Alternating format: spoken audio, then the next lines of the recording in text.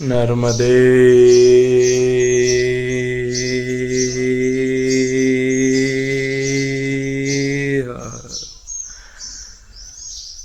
नर्मदे हर गुरुदेव, हर हर नर्मदे।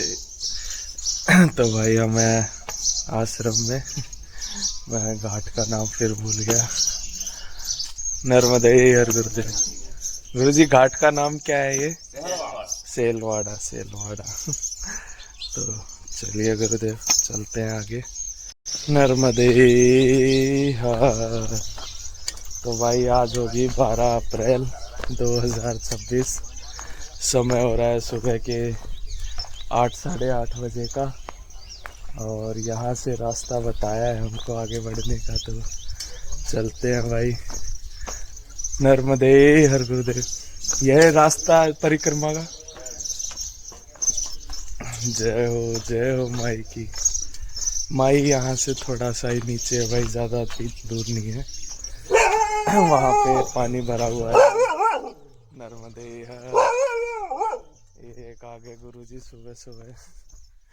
जय हो माई की, जय हो माई की। चलिए गुरुदेव मैं आपको रास्ता दिखाता हूँ कमाल का। नर्मदे हर। तो देखिए भाई नर्मदे हर। ये रास्ता मिला है हमको, माई के किनारे पहुंच गए। ये देखिए। जय हो। तो बाबा कबीर को याद करते हैं भाई सुबह सुबह, जैसा कि हम करते हैं। जय हो बाबा कबीर की। तो क्या कहें कबीर के बारे में। सबसे अच्छा तो मुझे वही लगता है भाई कि बुरा जो देखन मैं चला, बुरा न मिले या कोई। बुरा जो देखन मैं चला, बुरा न मिले या कोई। जो मन खोजा आपना, मुझसे बुरा न कोई। कबीरा मुझसे बुरा न कोई। जब हम जग में बुरा देखने जाते हैं, या कबीर बाबा अपने बारे में कह रहे हैं या किसी भी अच्छे संत के बारे में, तो उन्हें जग में कोई बुराई नहीं दिखती। जब वो अपने अंदर खोजते हैं तो सारी बुराइयां अपने अंदर ही दिखती हैं। जय हो कबीर की। चलिए गुरुदेव देखिए आ गए मां नर्मदा के खूबसूरत तट पे। रेतीला तट। आगे रेत खत्म हो गई और क्या कहते हैं खेत शुरू हो गए, हो जाएंगे थोड़ी देर में। चलिए नर्मदे हर।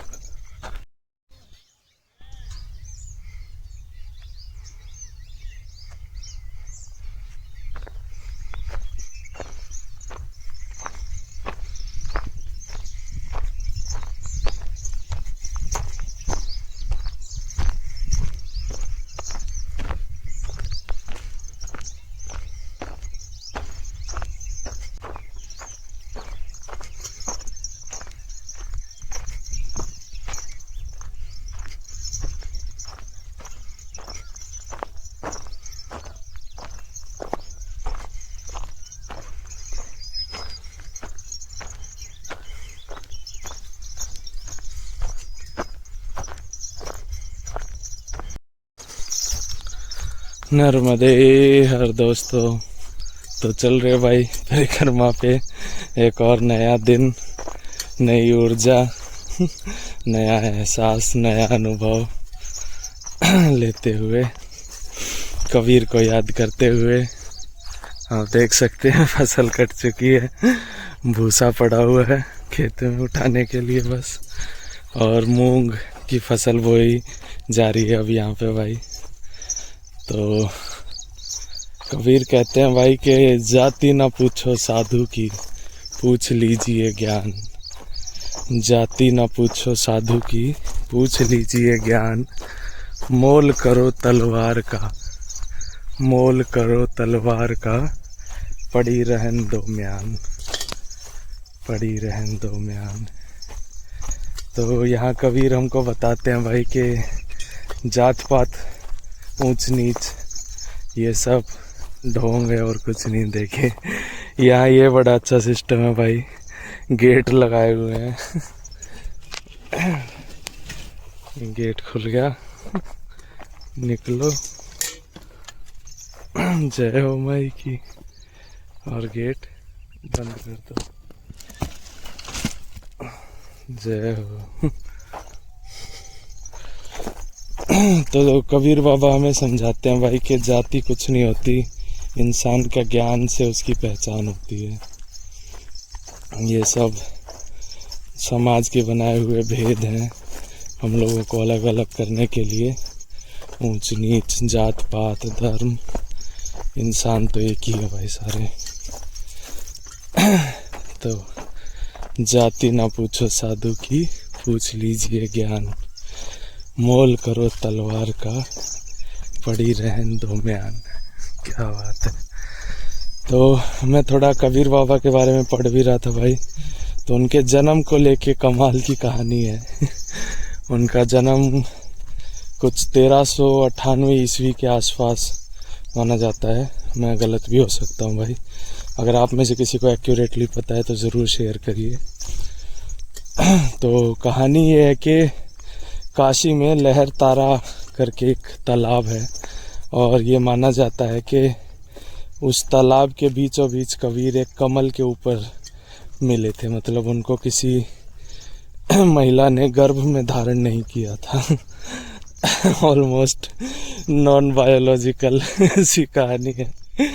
अगर आपको कोई याद आ रहा है करंट में ऐसे इंसान तो ज़रूर कमेंट में बताएं। तो कहानी ये है कि भाई वो लहर तारा तालाब में कमल के बीच में मिले थे बच्चे के रूप में, और एक जुलाहा दंपति थे, बुनकर समाज, मतलब जो धागे से कपड़ा बुनता है, नीरू और नीमा, उन लोगों ने कबीर को देखा और उनकी कोई खुद की औलाद नहीं थी, तो कबीर को अपना लिया और उन्होंने उसका पालन पोषण किया। और एक और कहानी ये मिलती है कि एक विधवा ब्राह्मणी थी, मतलब फीमेल थी, विधवा थी। तो और उस समय के एक थे स्वामी रामानंद, तो उनके आशीर्वाद से विधवा को कबीर, मतलब उन विधवा ब्राह्मणी ने कबीर को गर्भ धारण किया और जन्म दिया। लेकिन लोक लाज के कारण फिर उन्हें लहर तारा तालाब में छोड़ आई, और वहाँ उनको नीरू और नीमा ने देखा। तो ये भी एक कहानी है भाई। तो जिसका जन्म ही इतने कमाल की कहानियों के बीच हुआ हो, तो फिर उसे तो कबीर बनना ही था। नहीं गुरुदेव, जय हो कबीर बाबा की। देखिए भाई चल रहे किनारे किनारे। तो मैं थोड़ा और पढ़ता हूँ भाई, आप लोगों से थोड़ा और शेयर करूँगा ज़रूर जितना मैं पढ़ूँगा। आप लोगों के पास भी अगर कबीर से जुड़ी कहानियाँ हैं तो ज़रूर मेरे साथ शेयर करिए, कमेंट करिए भाई। और अगर आप लोगों को हमारी ये यात्रा पसंद आ रही है तो चैनल को सब्सक्राइब ज़रूर करिए भाई, वीडियो को लाइक और शेयर करिए। चलिए, नर्मदे हर।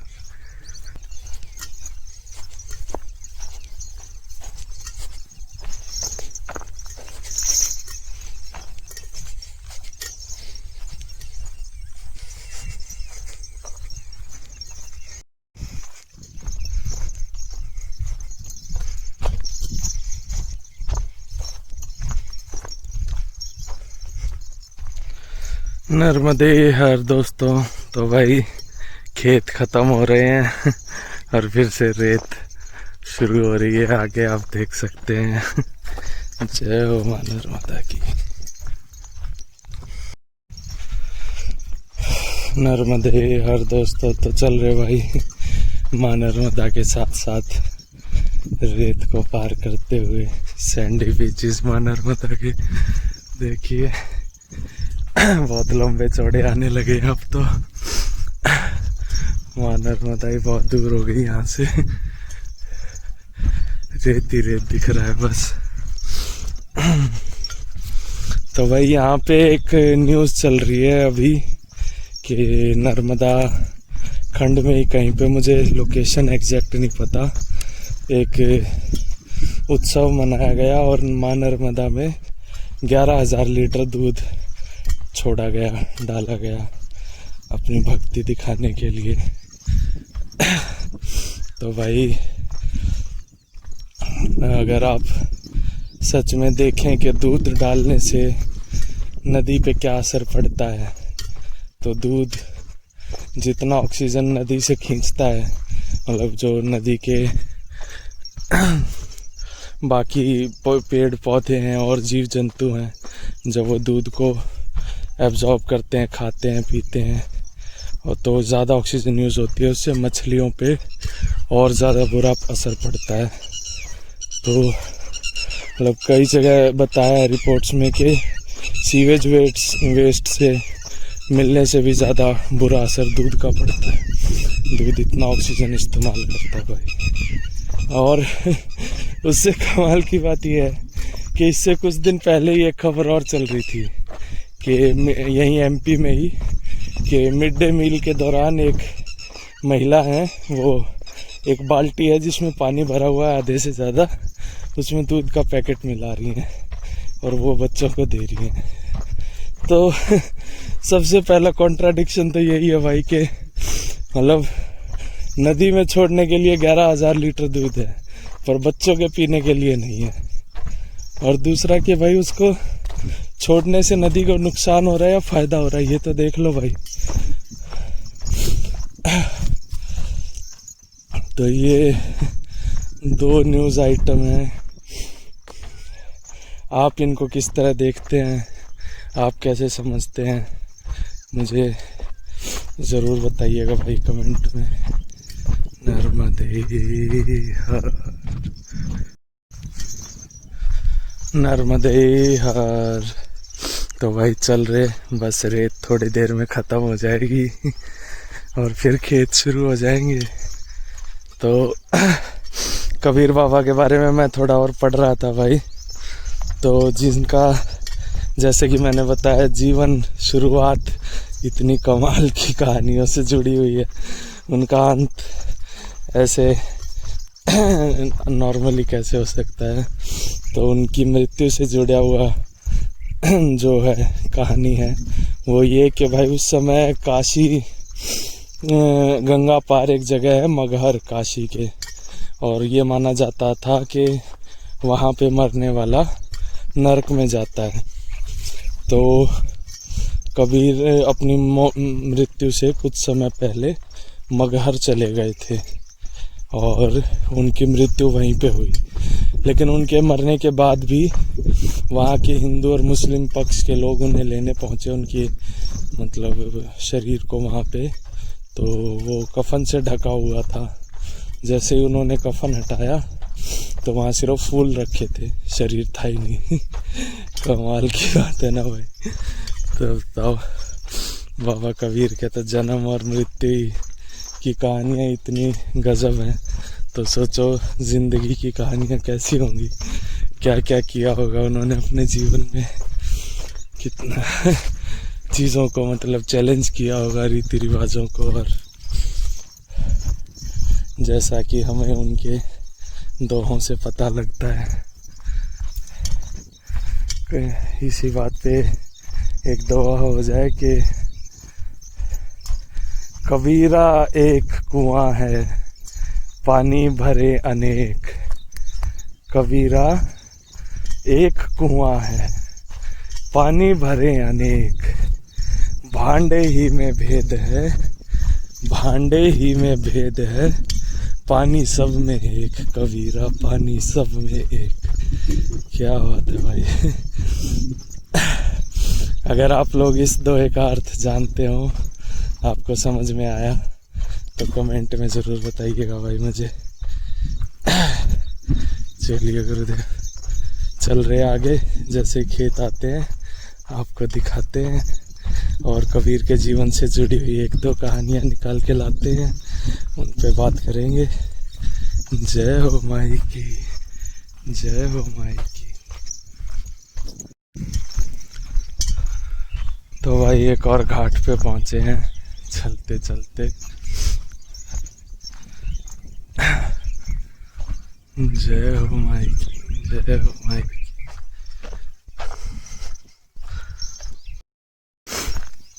नर्मदे हर। तो भाई ये है ग्राम माछा और यहाँ पे एक शिव मंदिर है परिक्रमा वासियों के लिए। इस तरफ आगे ऊपर से रास्ता जा रहा है, तो चलो ऊपर से चलते हैं। जय हो माई की। गुरुदेव ये आगे रास्ता चला जाएगा ना?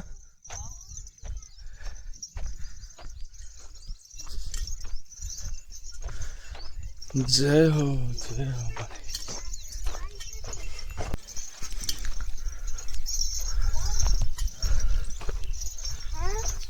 हर हर नर्मदे, हर हर महादेव।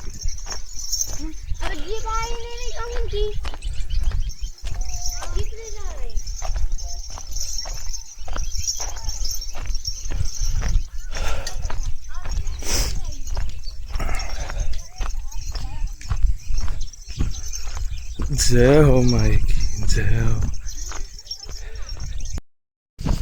नर्मदे हर। तो भाई रेत खत्म हो गई और किनारा थोड़ा सा स्लांटिंग हो गया है। आप देख सकते हैं ये सूखे हुए कांटों के पेड़ हैं।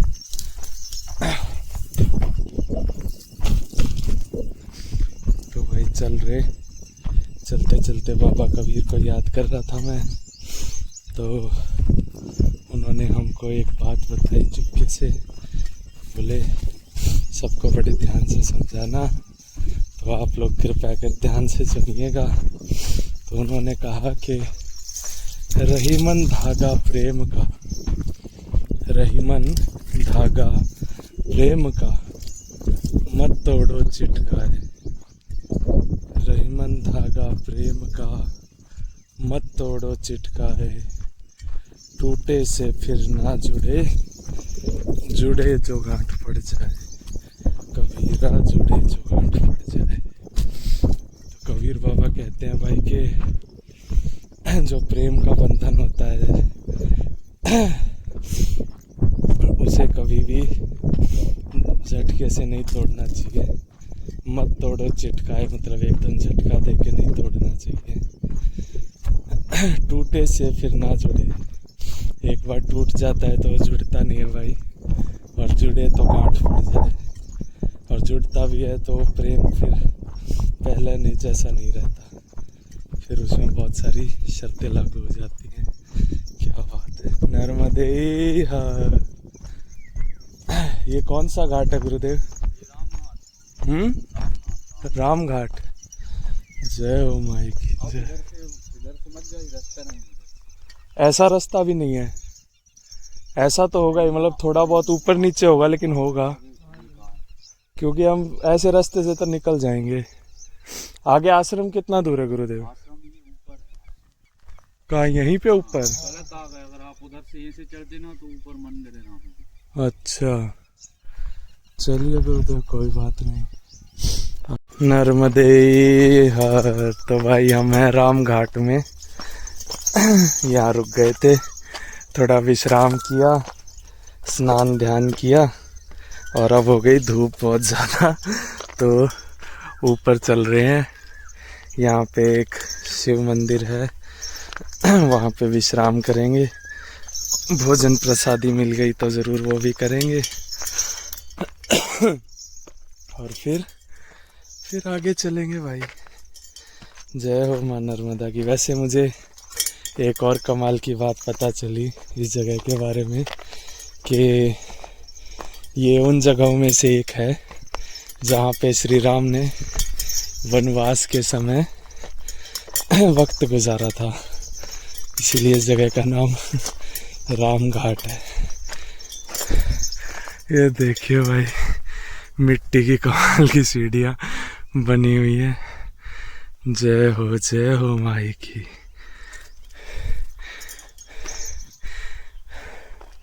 इतनी कदमों में इतनी ऊंचाई चढ़ गए। चलो चलो चलो। धोती है ना, पैर पकड़ लेती है। जय हो। देखो भाई, धोती पहनी है, पैर पकड़ लेती है। जय हो माई की। ये आश्रम भाई, चलिए आश्रम चल के आपको दिखाते हैं। नर्मदे हर।